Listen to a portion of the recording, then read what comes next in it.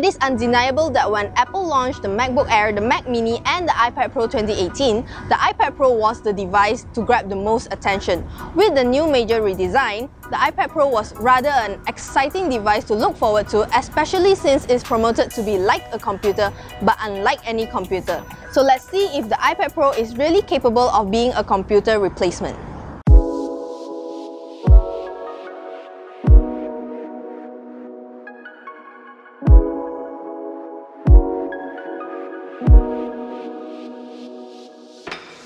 I have with me the iPad Pro 2018 12.9-inch version, which is fairly big, but there's also an 11-inch version for those who prefer something smaller. Note that the new iPad Pro also comes with 120Hz ProMotion panel, which is similar to last year's iPad Pro, which is why the transition is super smooth and instantaneous when you are swiping between apps or going to the home screen or multitasking. The display is also great when it comes to the colors and its brightness, and it can be a bit blinding when it's at its maximum brightness, especially if I'm at somewhere dark, but no complaints there. It is also great under sunlight. It's not reflective thanks to the anti-reflective coating. Sometimes I find it hard to stare at my MacBook Pro for too long because it can be a bit reflective, but so far I have yet to face this issue with the iPad Pro 2018. Considering that Apple has removed the home button and replaced it with the Face ID, the screen is obviously bigger than before. It comes with better edge-to-edge display, but at the same time the bezels on the side are thicker than the previous iPad Pro, though the top and the bottom of the device is much thinner. Thanks to the uniformity in the size of all its bezels, the iPad Pro can be used in every orientation naturally without realizing whether it's upright or not. That being said, it's possible to sometimes cover the camera for the Face ID, but Apple makes sure you're informed when you accidentally cover the camera. The iPad Pro 2018 is also the first iPad Pro to come with a flat frame, and with its 5.9mm size, it's now the thinnest iPad Apple has produced. With the iPad Pro housing 4 speakers, the stereo sound is amazing and can definitely be equivalent to a laptop speaker, if not louder and better. Another great change in the new iPad Pro is that it has now replaced its Lightning port with a USB-C port, but at the same time the headphone jack is gone, so you gain and lose something with this new iPad Pro. Now the iPad Pro 2018 comes with the A12X Bionic chip, which is remarkable as it is claimed to be faster than 92% of all portable PCs. Thanks to the A12X Bionic chip with Neural Engine, the image processing, graphics processing and performance are all better than before. That aside, we've tried exporting a 3-minute 4K video recording on Adobe Rush CC, and guess what? It only took us around 7 minutes to render the video, which is almost the same time as a PC. It seems like so far the iPad Pro is capable of doing a computer's work, but here's the downside that flipped the whole situation around: iOS.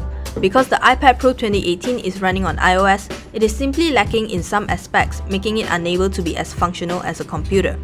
The first and the most basic thing of all is that it doesn't have a file manager, so it's really hard to keep track of all my files. Also, iOS is the reason I'm viewing mobile browsers instead of desktop browsers on the iPad Pro. Not only that, even though it has a USB-C port, it doesn't have mouse support, nor does it have external hard disk support. Assuming you're using the iPad Pro to view or edit huge files, your only option is to transfer those files into the iPad Pro, so you'll need to get the bigger storage option. Besides that, it's much easier to multitask on a computer compared to an iPad Pro. I can open multiple windows on a computer but not on an iPad. There's no mouse support, no trackpad, and even with the Smart Folio keyboard, I can't fully rely on the keyboard as I'll still need to use gestures to switch between apps or go to home screen. And there's no keyboard shortcuts like the volume button controls, the brightness controls, so really, I still need to rely on the touchscreen. Of course, there are also things that the iPad Pro can do that a computer cannot.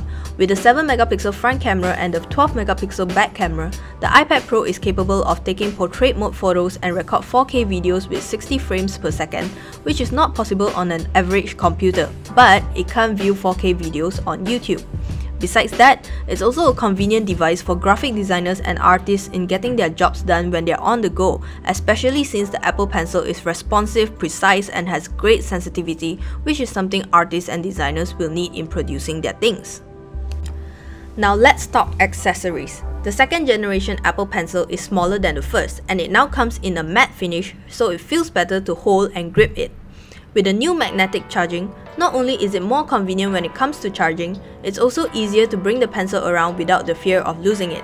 And since I always attach the pencil to the iPad Pro when I bring it around, the Apple Pencil will always be charging, making it almost impossible to find it running out of battery. That being said, I kinda wish the Apple Pencil is more functional, as it's still not possible to use the pencil to switch between apps, bring up the dock, and go back to the home screen. Now there's also the Smart Folio keyboard that has been upgraded to protect the iPad Pro on both its front and back, and thanks to the many magnets in the iPad Pro, it's even more sturdy because it's very strongly attached to the Smart Folio keyboard even on its two viewing angles. So do you really need an iPad Pro in your life? It really depends on how you use it and what's your purpose of getting the device. This is my personal opinion, but I'd say skip the iPad Pro if you're not using it for professional work. It's not because it's incapable of performing usual tasks, but it's more than enough and a waste if you plan on only using it like a normal tablet. That being said, if you have the extra cash to spend, why not? But I do believe that the iPad Pro, like its name, is made more specifically for professionals.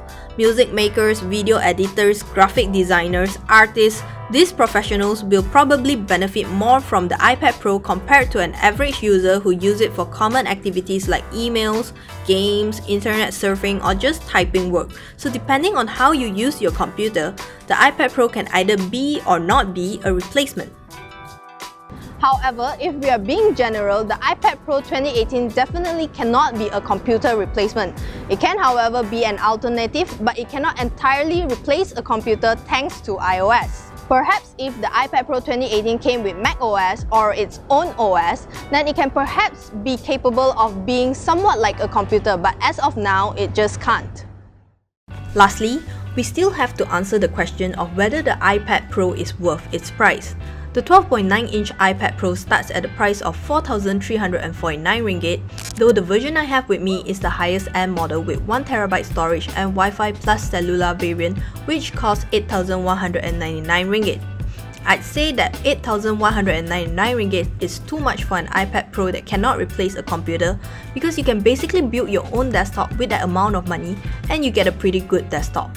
Actually, even the base model is too expensive for an iPad Pro, considering that you can get the older version of the MacBook Air for a cheaper price. If you really want an iPad Pro though, and you're not using it for professional work, you can opt for the 11-inch iPad Pro that starts from 3,499 ringgit, though I'd suggest you get the 256GB with Wi-Fi only variant that costs 4,149 ringgit, because 64GB is quite limited if you want to keep many files in your device, and you can always use your smartphone's hotspot to use your iPad Pro instead of paying an extra 600 ringgit just for the cellular support. So this is my full review on the iPad Pro 2018 12.9-inch. Share with me your thoughts in the comment section down below. Remember to subscribe to our channel KLGadgetTV, and I'll see you in the next video. Bye!